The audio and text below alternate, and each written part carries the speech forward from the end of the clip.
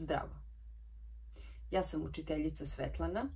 Moja saradnica, logoped Katarina Garašanin, je tu negde u pozadini i ona vam u svoje ime čestita što ste stigli do kraja našeg serijala koji se zove Strategija čitanja.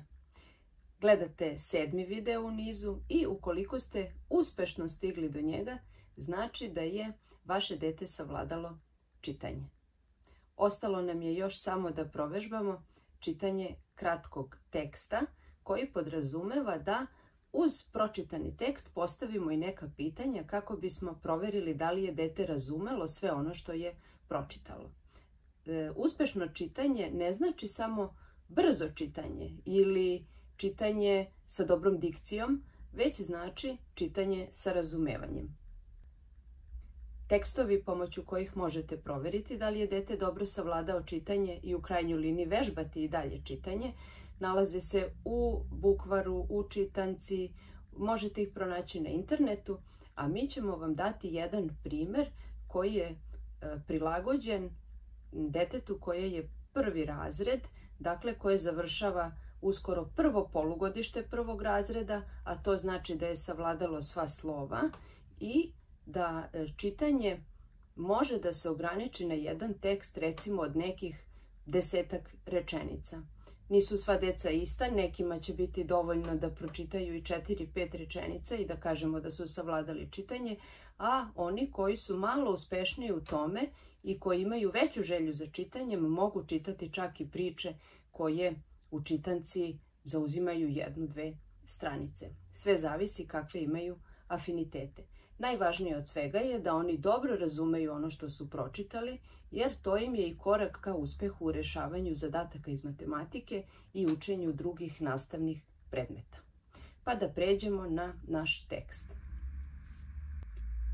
Pred nama je jedan kratak tekst uz pomoć kog ćemo da proverimo koliko je dete savladalo čitanje. Filip je išao na izlet u Beograd. Sa njim su išli njegovi mama, tata i sestra Zorica. Bili su veoma uzbuđeni jer će videti glavni grad. Beograd leži na ušću 2 velike reke. To su Sava i Dunav. Nakon obilaska ušća posetili su Kalemegdan i zoološki vrt. Videli su puno različitih vrsta životinja. Filip i Zorica su uživali.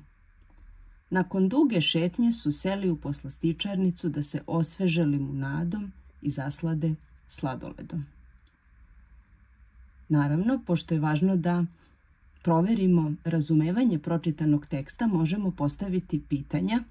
Na primjer, ko je išao na izlet, gde su oni išli, zatim koje 2 reke protiču kroz Beograd, šta su još obišli, šta su tamo videli, kako se završila njihova šetnja i sl.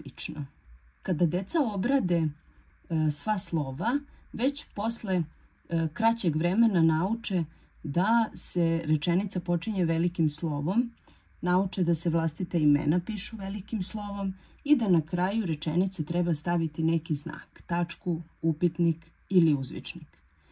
Ovakvi tekstovi su idealni da pored čitanja ponovimo ili usvojimo ukoliko nismo usvojili ta pravila. Savetujem vam da nastavite da čitate, da svaki put birate tekst koji je složeniji i koji ima više informacije koje je potrebno zapamtiti. Nadamo se da smo pomogli, srdačan pozdrav i pratite nas i dalje.